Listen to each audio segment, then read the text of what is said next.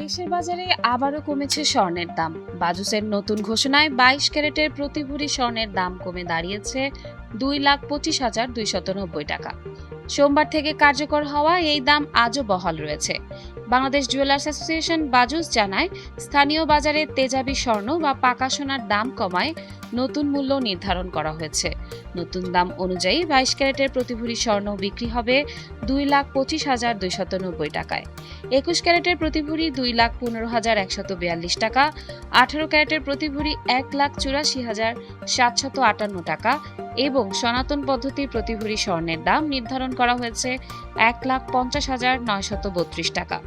প্রতি সপ্তাহে সর্বোচ্চবার বিকাশ পেমেন্টে 50 জন হবেন পেমেন্ট চ্যাম্পিয়ন। জিতে নিন টিভি সহ আকর্ষণীয় সব প্রাইজ। এর আগে 5 জুলাই 22 ক্যারেটের প্রতি ভরি স্বর্ণের দাম ছিল 2,28,556 টাকা, অর্থাৎ নতুন ঘোষণায় প্রতি ভরিতে কমেছে 3,266 টাকা।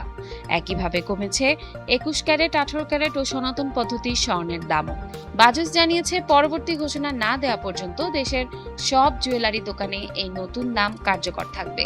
তবে গয়নার নকশা অনুযায়ী মজুরি যোগ হবে এবং নির্ধারিত মূল্যের মধ্যেই ভ্যাট অন্তর্ভুক্ত থাকবে। তাই ক্রেতাদের কাছ থেকে আলাদাভাবে ভ্যাট নেওয়া যাবে না।